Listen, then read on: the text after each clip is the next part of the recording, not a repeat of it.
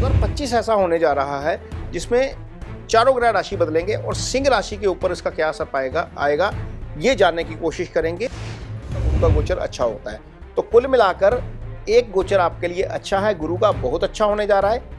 राहु केतु का गोचर आप न्यूट्रल मान के चलिए, लेकिन शनि का गोचर आपके लिए अच्छा नहीं होगा। तो कोशिश करिए कि जब शनि का गोचर हो जाए 29 मार्च 2025, उसके बाद किसी भी सिचुएशन के ऊपर रिएक्ट करने की बजाय उस पर रिस्पॉन्ड करिए। दोस्तों 2024 आधे से ज़्यादा बीत चुका है और 2025 आने वाला है। ऐसे में सारे जातकों को इस बात की जिज्ञासा है कि 2025 उनके लिए कैसा रहेगा, उनका कारोबार कैसा रहेगा, उनकी आय कैसी रहेगी, उनकी हेल्थ कैसी रहेगी, उनका रिलेशनशिप कैसा रहेगा, संतान यदि है तो कैसी रहेगी, नहीं है तो क्या संतान का योग बनेगा। इस तरह के तमाम सवाल हैं जो है वो जातकों के मन में हैं, जिनका वो आंसर चाहते हैं, और ये आंसर मिलता है एस्ट्रोलॉजी से। और आज के वीडियो में हम सिंह राशि के जातकों के बारे में बताएंगे कि सिंह राशि के जातकों के लिए 2025 इन तमाम विषयों के लिए कैसा रहेगा। तो बात करेंगे सिंह राशि की, लेकिन सिंह राशि की बात करने से पहले 4 बड़े ग्रह जिनका प्रभाव आपके ऊपर आता है और उसका सिग्निफिकेंस क्या है, उन ग्रहों का असर क्या होता है लाइफ में, इस पर थोड़ी सी चर्चा करेंगे। 4 ग्रह ऐसे होते हैं, शनि, गुरु, राहु और केतु। ये चारों ग्रह एक साल में कभी कभी राशि परिवर्तन करते हैं एक साथ, क्योंकि शनि 2.5 साल बाद राशि बदलेंगे तो नंबर तीसरे साल बाद जाके ही आता है। राहु केतु कभी कभी ऐसा होता है कि हर साल राशि बदल जाए, लेकिन नॉर्मली ऐसा नहीं होता। जैसे 2023 में अक्टूबर में राशि बदली राहु केतु ने, 2024 में राशि परिवर्तन नहीं हुआ, अब 25 में होगा जाके। गुरु हर साल राशि बदलते हैं क्योंकि गुरु 12 महीने ही एक राशि में रहते हैं। तो 2025 ऐसा होने जा रहा है जिसमें चारों ग्रह राशि बदलेंगे और सिंह राशि के ऊपर इसका क्या असर आएगा ये जानने की कोशिश करेंगे। चारों ग्रहों के जो परिवर्तन होंगे उसके गोचर का आपके ऊपर क्या असर आएगा। तो सबसे पहले तो ये जो कुंडली आपके सामने लगी हुई है, ये 1 जनवरी के दिन की कुंडली है। चारों ग्रहों की स्थिति बताएंगे आपके लिए कैसी है। तो सबसे पहले तो 1 जनवरी के दिन आपकी जो दशम भाव है कुंडली का, वहां पर गुरु का गोचर हो रहा है। गुरु यहीं पर रहेंगे, आपकी कुंडली में गुरु रहेंगे 15 मई तक, यानी कि पहले 4.5 महीने गुरु आपके दशम भाव को प्रभावित करेंगे। दूसरा धन भाव होता है उसको प्रभावित करेंगे, और छठा आपका लिटिगेशन, रोग ऋण शत्रु का भाव होता है उसको प्रभावित करेंगे। और गुरु की दृष्टि सब जानते हैं कि अच्छी होती है। जहां पर गुरु बैठे हैं, ये देखिए, ये जो ट्रायंगल बन रहा है आपके सामने इस चार्ट के ऊपर, इसको इकोनॉमिक ट्रायंगल बोलते हैं, ये अर्थ ट्रायंगल है।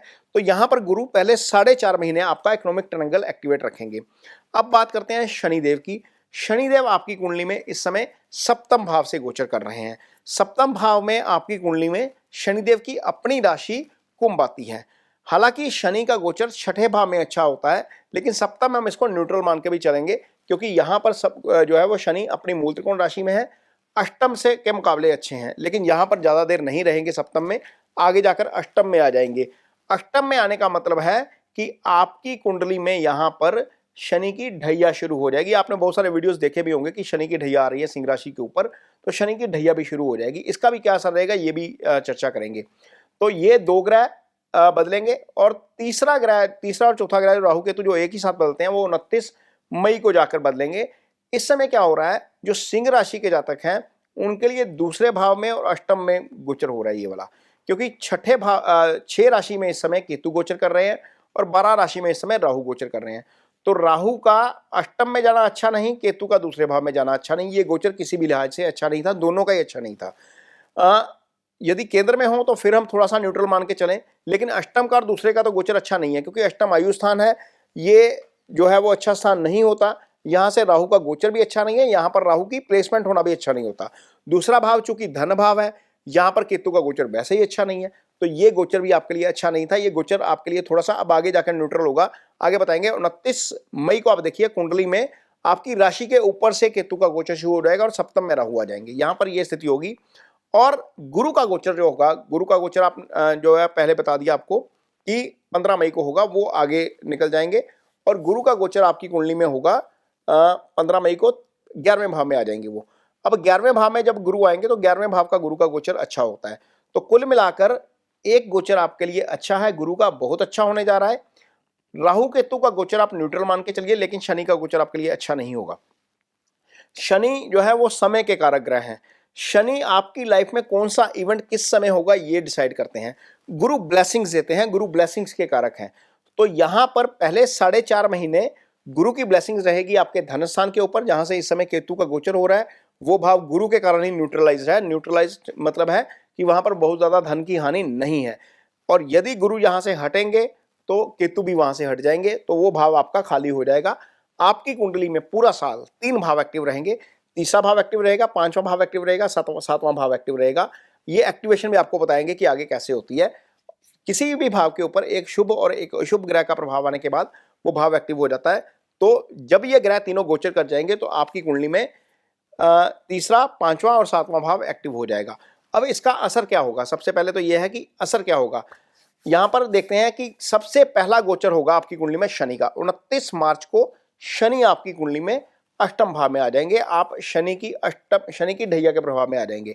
अब शनि आपकी कुंडली में 2 स्थानों के स्वामी बनते हैं और शनि मारक हैं आपकी कुंडली में। सिंह राशि के लिए शनि अच्छा फल नहीं करते। सिंह राशि के जातकों को जब शनि की अंतर्दशा आती है तो वो दशा विपरीत होती है, क्योंकि शनि आपकी कुंडली में छठे के भी स्वामी है जो रोग ऋण शत्रु का भाव होता है, 7वें के भी स्वामी है जो मारक स्थान होता है। तो यहां पर शनि का छठे भाव के स्वामी का अष्टम में आ जाना, मारक स्थान के स्वामी का अष्टम में आ जाना, आपके चंद्रमा से अष्टम में गोचर करना अच्छा नहीं है। यहां पर आपको इसकी रेमेडीज भी आगे बताएंगे, लेकिन यहां पर आपको कुछ चीजों का ध्यान जरूर रखना पड़ेगा। सबसे पहली चीज, अपने रिएक्शन के ऊपर आपको कंट्रोल करना पड़ेगा, क्योंकि जब चंद्रमा से अष्टम में शनि आते हैं तो आपके मन को, आपकी जो साइकोलॉजिकल पोजीशन है उसको थोड़ा सा डिस्टर्ब करते हैं। जब मन आपका डिस्टर्ब होता है तो उसका असर आपकी वाणी के ऊपर आता है। अब देखिए यहां पर शनि की सीधी दृष्टि जो जाती है, जब अष्टम में शनि आएंगे तो सीधी दृष्टि जाती है दूसरे भाव पर। दूसरा भाव आपका धन भाव भी होता है, आपका हाउस ऑफ स्पीच भी होता है। आप क्या बोलेंगे, किस समय बोलेंगे, कैसी स्थिति में बोलेंगे, ये उस समय ये ग्रहों का प्रभाव उस भाव के ऊपर जो है वो काफी असर डालता है। तो कोशिश करिए कि जब शनि का गोचर हो जाए 29 मार्च 2025, उसके बाद किसी भी सिचुएशन को के ऊपर रिएक्ट करने की बजाय उस पर रिस्पॉन्ड करिए। ये ट्रेनिंग आप अपने आप को खुद को दीजिए पहले 4 महीने 2025 के, कि आपको आने वाले 8 महीनों में रिएक्ट नहीं करना, रिस्पॉन्ड करना है। किसी भी सिचुएशन को असेस करना है, वहां पर असेस करने के बाद ही अपनी को प्रतिक्रिया देनी है, अन्यथा वो नुकसान हो सकता है। शनि जब यहां पर बैठेंगे तो दशम भाव को देखेंगे तीसरी दृष्टि से। अब देखिए जो दृष्टि जा रही है वो तीसरी दृष्टि जा रही है। ये दशम भाव आपका कर्म का भाव होता है। होता यह है जब शनि की दृष्टि किसी भाव के ऊपर पड़ती है तो उस भाव से संबंधित काम थोड़े से स्लो हो जाते हैं। तो स्लो होने का मतलब है कि वहां पर चीजें आपको उम्मीद के मुताबिक नहीं होती। आप कोई प्रोजेक्ट लेते हो, उसको पूरा करने का कोई टारगेट रखते हो, वो टारगेट की आपकी डेडलाइन निकल जाती है। तो ऐसी स्थिति पैदा हो सकती है 2025 में कि आपने कोई काम शुरू किया है, वहां पर आपकी डेडलाइन के मुताबिक चीजें ना हो। कारोबार में डिले हो सकता है, पेमेंट्स आपकी जो पार्टियां हैं वो डिले कर सकती हैं। लेकिन ऐसी स्थिति में सिर्फ हौसला बना के रखना है। हौसला इसलिए क्योंकि गुरु आय स्थान में है, गुरु की भी आगे चर्चा करते हैं। गुरु आय स्थान में है, वो कैसे मनी का फ्लो आपका ठीक रखेंगे ये बताएंगे आगे आपको। अब आगे बात करेंगे गुरु की, क्योंकि दूसरा गोचर गुरु का होगा और गुरु 15 मार्च को आपके 11th हाउस में आ जाएंगे। 11th हाउस होता है एलिवेशन, 11th हाउस होता है आपकी तरक्की, 11th हाउस होता है आपकी इच्छाएं, 11th हाउस आय भाव है और गुरु इस भाव के कारक हैं।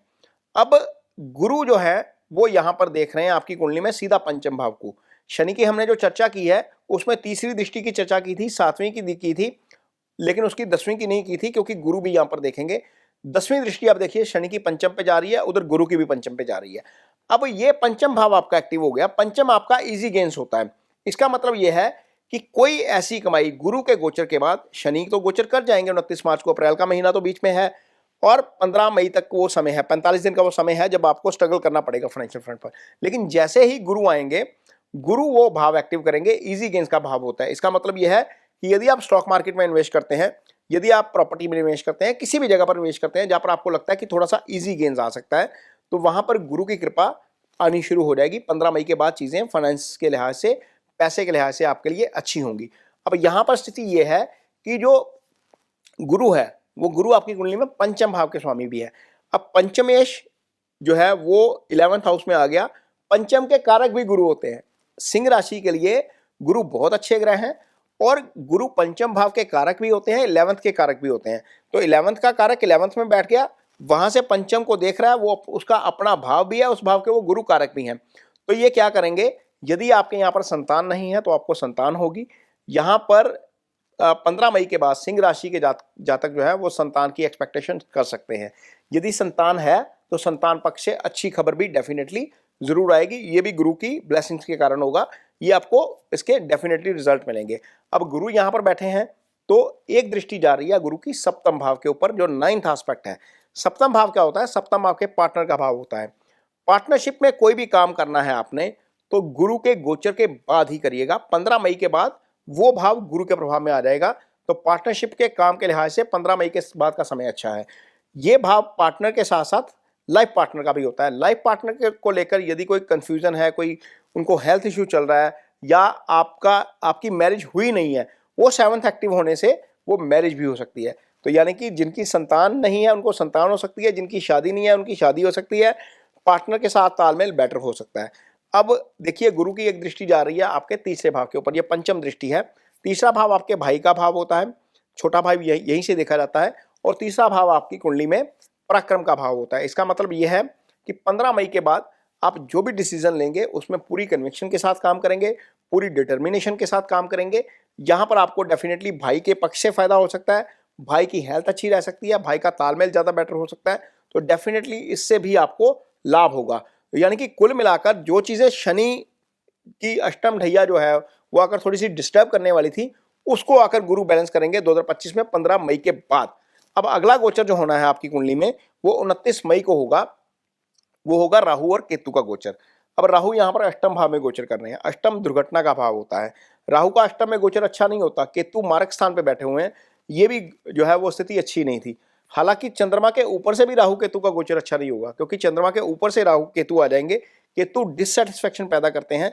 यदि ये पॉजिटिव स्थिति में आ जाए तो आपको डिससेटिस्फेक्शन का मतलब यह है कि आपने कोई काम किया उससे आप संतुष्ट नहीं है, आप अपनी परफॉर्मेंस से संतुष्ट नहीं है। इसको यदि हम पॉजिटिवली देखना चाहें तो हम अपना और ज्यादा एफर्ट्स करते हैं।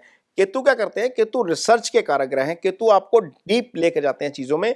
तो पॉजिटिव चीज ये हो सकती है केतु के चंद्रमा के ऊपर से गोचर करने के कारण कि आप अपनी ही परफॉर्मेंस से संतुष्ट नजर नहीं आओगे और कोशिश करोगे कि इसको और ज्यादा बेटर किया जाए और उसका फल आपको डेफिनेटली अच्छा मिलेगा। अब केतु यहाँ पर बैठते हैं तो पंचम को देखते हैं, क्योंकि गुरु भी पंचम को देख रहे हैं, पंचम एक्टिव हो गया। और केतु यहाँ पर बैठेंगे तो 9th को भी देखेंगे, 9th भी एक्टिव होगा। 9th एक्टिव होने का मतलब यह है कि 9th आपका भाग्य स्थान होता है, 9th अध्यात्म के स्थान होता है और केतु अध्यात्म के कारक ग्रह हैं। तो 9th का एक्टिव होना केतु के द्वारा ये इंडिकेट करता है कि आप रिलीजियस टूरिज्म की तरफ भी जाएंगे, धार्मिक यात्रा भी करेंगे 2025 में। सिंह राशि के जातकों को ऐसे बहुत से मौके आएंगे 29 मई 2025 के बाद, जब वो धार्मिक यात्रा जाएंगे। कोई वैष्णो देवी जा सकता है, कोई केदारनाथ जा सकता है, कोई शिरडी जा सकता है, किसी गणपति के प्रति आस्था है, किसी की माता रानी के प्रति आस्था है। किसी भी तरह का ट्रैवल आप करेंगे, रिलीजियस टूरिज्म का मौका आपको जरूर मिलेगा। हाँ, इतना जरूर होगा कि केतु जब चंद्रमा के ऊपर से होते हैं तो आपका स्वभाव थोड़ा सा इरिटेशन वाला जरूर हो जाएगा, आप रिएक्ट करेंगे। रिएक्ट मैं इसलिए बोल रहा हूं क्योंकि शनि की दृष्टि दूसरे भाव के ऊपर है। चंद्रमा आपका मन होता है, जब राहु केतु एक्सिस में आता है तो डेफिनेटली उसका नेगेटिव असर जरूर देखने को मिलता है। इस चीज को थोड़ा सा आपको जरूर बैलेंस करना पड़ेगा साल 2025 के लिए। अदरवाइज यदि हम देखें तो राहु सप्तम में बैठेंगे तो 11th को भी एक्टिव करेंगे, क्योंकि 11th में गुरु बैठे हुए हैं, तो गुरु वहां पर भी एक्टिव होंगे। आप देखिए ये चीज आपके लिए बहुत अच्छी है, तो निश्चित तौर पर आपको इस चीज का बहुत फायदा होगा। तीसरा, पांचवा, सातवां और 11th आपके लिए एक्टिव रहेगा, तो इन चीजों का एक्टिव रहना आपके लिए बहुत अच्छा है। आप बहुत एंजॉय करेंगे इस चीज को, लाइफ में आपको बहुत जो है वो तरक्की भी मिलेगी। लेकिन थोड़ी सी चीजों का आपको ध्यान जरूर रखना पड़ेगा। टेम्परामेंट के ऊपर ध्यान रखना पड़ेगा, अपनी नेचर के ऊपर ध्यान रखना पड़ेगा, अपने बिहेवियर के ऊपर और अपने रिएक्शन के ऊपर थोड़ा सा आपको नियंत्रण करना पड़ेगा। अदरवाइज हेल्थ के लिहाज से यदि देखें तो हेल्थ के लिहाज से भी चीजें ठीक है, कोई बहुत ज्यादा दिक्कत हेल्थ की नजर नहीं आती, क्योंकि छठा भाव जो है वो बहुत ज्यादा पाप प्रभाव में नहीं है। हालांकि जब शनि अष्टम में गोचर करते हैं, छठे भाव के स्वामी हैं, तो कहीं ना कहीं किसी ना किसी कोई ना कोई दिक्कत आ जाती है हेल्थ से संबंधित। यदि आपकी एज ज़्यादा है तो आपको हो सकता है कि कोई ना कोई थोड़ी बहुत दिक्कत आ जाए, लेकिन पूरा साल वैसे कोई बहुत ज़्यादा खराबी नहीं होने वाली है, क्योंकि गुरु जो है वो 11वें भाव में बहुत अच्छे रिजल्ट करते हैं। आपको उसकी ब्लेसिंग्स जरूर मिलेगी गुरु की। और गुरु जो है वो सिंह राशि के जातकों के लिए अष्टम के स्वामी भी होते हैं, तो अष्टम लंबी बीमारी का भाव होता है। यहाँ के स्वामी का शुभ गोचर में जाना आपके लिए निश्चित तौर पर अच्छा है। तो ये जो है वो सिंह राशि के जातकों के लिए राशिफल रहेगा। जाते जाते मैं आपको शनि की रेमेडीज जरूर बताऊंगा, क्योंकि शनि की ढैया शुरू होने वाली है, तो आपको कुछ रेमेडीज जरूर करनी चाहिए। एक तो सबसे पहले ओम शं शनिश्चराय नमः का जप डेफिनेटली आपको जरूर करना चाहिए जब शनि की ढैया शुरू हो जाए। काले कपड़े कोशिश करिएगा कि अवॉइड किए जाएं शनि के पीरियड के दौरान। और इसके अलावा यदि आप शनि मंदिर जाते हैं तो छाया पात्र में अपना फेस देखकर सरसों का तेल शनिदेव की शिला पर अर्पित कर सकते हैं। यदि आपकी कोई फैक्ट्री है, आप कोई बिजनेस चला रहे हैं, आप ऐसी पोजीशन पे हैं जहां पर आपके अंडर स्टाफ काम करता है, वहां पर आपका बिहेवियर जो है वो स्टाफ के साथ कॉर्डियल रहना चाहिए, क्योंकि शनि मासेस को रिप्रेजेंट करते हैं, लेबर क्लास को रिप्रेजेंट करते हैं। यदि आप इनके साथ कॉर्डियल बिहेवियर में रहते हो तो शनि के आपको अच्छे रिजल्ट मिलते हैं, खराब रिजल्ट नहीं मिलते। तो ये 2025 का राशिफल है सिंह राशि के जातकों के लिए। उम्मीद करते हैं कि आपका 2025 बहुत अच्छा रहेगा। भगवान से प्रार्थना है कि आप इस 2025 के साल में लाइफ की सारी जितनी भी खुशियां होती हैं वो भगवान आपको दे। इसके साथ ही मुझे दीजिए इजाजत। नमस्कार।